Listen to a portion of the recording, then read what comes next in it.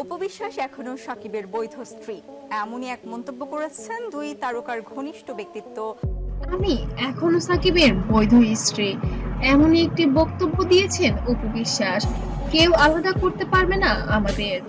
বাংলা চলচ্চিত্রের জগতে আবারও সরগরম অপু বিশ্বাস মুখ খুললেন সাকিব খানকে ঘিরে সবচেয়ে বড় সত্য নিয়ে। তিনি সোজাসুজি জানিয়ে দিলেন, আমি এখনো সাকিব খানের বৈধ স্ত্রী।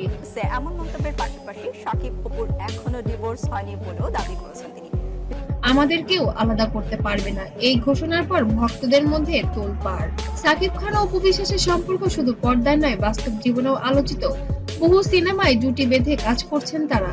এই সময় দুজনের প্রেম, বিয়ে এবং পুত্র জয় সবকিছুই ভক্তদের মনে জায়গা করে নিয়েছিল, কিন্তু এরপর শুরু হয় নানান ভুল বোঝাবুঝি। অপু বিশ্বাস এবার মুখ খুললেন গণমাধ্যমে।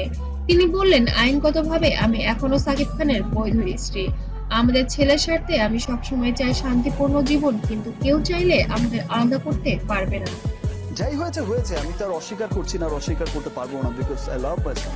অফ কোর্স আমার ওয়াইফ, অফ কোর্স আমার ওয়াইফ, বিকজ আমার। এই বক্তব্য ছড়িয়ে পড়ার সঙ্গে সঙ্গে ভক্তরা সোশ্যাল মিডিয়ায় নানা প্রতিক্রিয়া জানাতে শুরু করেন। সাকিব খানের জীবনে বুবলির আগমন, তাদের ছেলে বিয়ে, এসব নিয়েও সমালোচনাই হয়েছে বারবার। তবে অপু বিশ্বাস পরিষ্কার করে জানালেন, আমি জয়কে যেমন মায়ের দায়িত্ব বড় করেছি, তেমনি সাকিবের নামের মর্যাদা আমি কখনো নষ্ট করতে চাই না। কিন্তু বৈধ স্ত্রী আমি, এই সত্যকেও পাল্টাতেও পারবে না। অপুর এই বক্তব্য সোশ্যাল মিডিয়ায় তোলপাড়।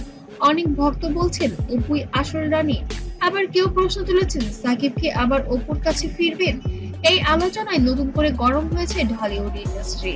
অপু আরো বলে, অসম্ভব সুন্দর, অসম্ভব সুন্দর, মানে যখন শাকিব খান তার মুখোশ নিয়ে আসে, আমার কাছে মনে হচ্ছিল যে আমার ছেলে জয়কে নিয়ে আমি একা নই, ওর বাবার নাম সাকিব খান, আর সেটা আমি শেষ পর্যন্ত ধরে রাখবো।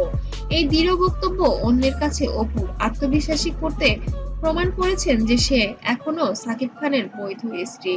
তাহলে কি আবারও সাকিব অপুর মিলন ঘটবে, নাকি আলাদা পথেই হাঁটবেন তারা? একটাই সত্য, অপু বিশ্বাস ঘোষণা ঢালিউডের নতুন আলোচনার জন্ম দিয়েছে। আপনারা কি মনে করেন, সাকিব কি আবার অপুর কাছে ফিরবেন? অবশ্যই কমেন্টে জানাবেন।